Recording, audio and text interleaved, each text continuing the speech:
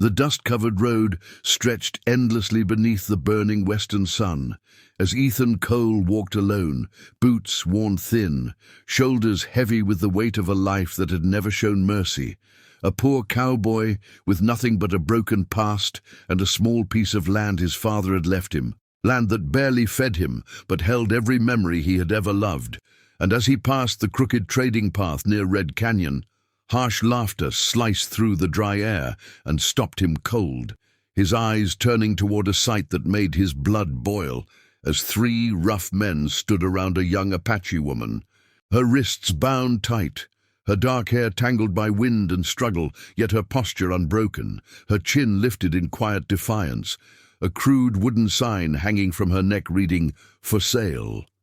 20 USDT, like she was nothing more than a sack of grain. And in that moment something deep inside Ethan snapped, because he had seen suffering before, but never dignity sold so cheaply. And though his pockets were empty and his stomach ached from hunger, his heart pushed him forward, his voice steady as he said he would buy her, earning nothing but cruel laughter from the men who mocked his ragged coat and empty hands. And as he stood there feeling shame burn his face, the Apache woman turned her eyes to him, sharp and searching, not hopeful but curious, as if she was measuring the kind of man he was. And Ethan realized then that he could walk away like so many others had. But the West had already taken everything from him except his honor, and he swore silently that he would not leave her there even if it cost him the last thing he owned. That night, Ethan returned to his small cabin with the Apache woman's eyes burned into his mind, the way they held strength instead of fear, haunting him more than hunger ever could. And as he sat on the edge of his bed, staring at the cracked walls, he knew there was only one way to free her, even if it meant killing the last piece of his past. So by sunrise, he rode to town and sold his land for less than it was worth, signing away his father's soil with trembling hands, while memories screamed inside him. And with the money clutched tight, he rode back to Red Canyon, where the men waited smug and greedy, handing over every coin without hesitation, watching as the rope was cut, and the Apache woman stepped free, silent and proud. And when they rode away together, she finally spoke, telling him her name was Naya and that she was 25 years old, her voice calm but guarded. And Ethan gave her his name and offered her food and shelter with no demands, confusing her because she had expected chains, not kindness.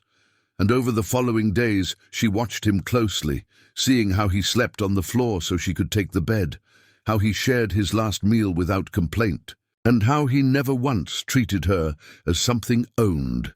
And slowly the walls around her heart began to crack, though Ethan still believed she was nothing more than a poor Apache woman stolen and sold, never imagining the truth that she carried.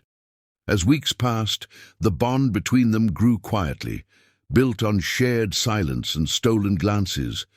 And one evening, as the sun dipped low and painted the sky red, Naya finally told Ethan the truth that had weighed on her chest, revealing that she was not poor, not powerless, but the daughter of a wealthy Apache family whose land and gold stretched far beyond the desert, and that she had been captured while traveling in secret. And Ethan stood frozen, shame flooding him as he realized he had sold his land for someone who never needed saving.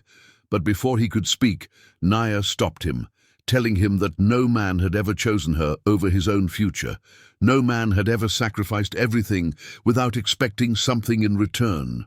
And the next morning she rode away alone, leaving Ethan broken and believing he had lost both his land and his heart.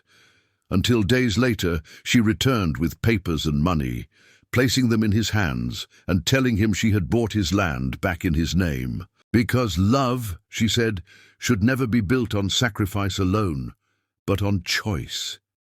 And in that moment, Ethan understood that the West had not taken everything from him, after all. With the land restored and the truth finally standing between them like the open horizon, Ethan Cole found himself waking each morning to a life that felt earned rather than borrowed, and Naya stood beside him not as a woman saved, but as a woman who had chosen him freely. and in the quiet days that followed her return, they worked the land together, mending fences, riding the plains, sharing meals under fading sunsets, and slowly the scars of the past lost their power, because love built on respect has a way of healing what hardship breaks. And as weeks turned into months, Ethan realized that every hard moment he had endured had led him to this single truth, that love was never about wealth or blood or status, but about the courage to give without demand. And one evening, beneath a sky burning gold and crimson, he took Naya's hands and spoke words he had never planned, telling her he had nothing left to offer except his loyalty, his honesty, and a heart that would never betray her.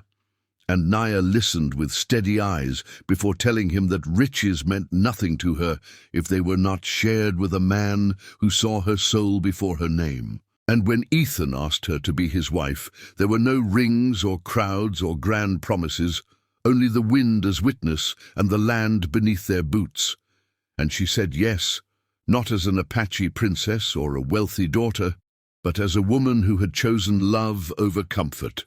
And their wedding came quietly at dawn, attended by a few trusted souls and the endless plains stretching wide as their future. And as Ethan spoke his vows, his voice carried the weight of a man who had known loss and survived it, promising to protect her freedom as fiercely as his own, while Naya vowed to stand beside him, not behind him. And when they sealed their union, the land itself seemed to breathe easier, as if the West approved of a love born from sacrifice and choice. And in the days that followed, word spread of the poor cowboy who married the Apache woman who returned his land instead of taking his life, and some whispered disbelief, while others spoke of respect. But Ethan cared for none of it, because each morning he woke to Naya's presence and knew he was rich beyond measure, and together they built not just a home, but a legacy rooted in fairness and strength, proving that the West did not belong only to the ruthless, but to those brave enough to love. And as years passed, their story became one told by firelight and wind, a reminder that even in the harshest land, the truest wealth was found not in gold or power, but in choosing one another every single day.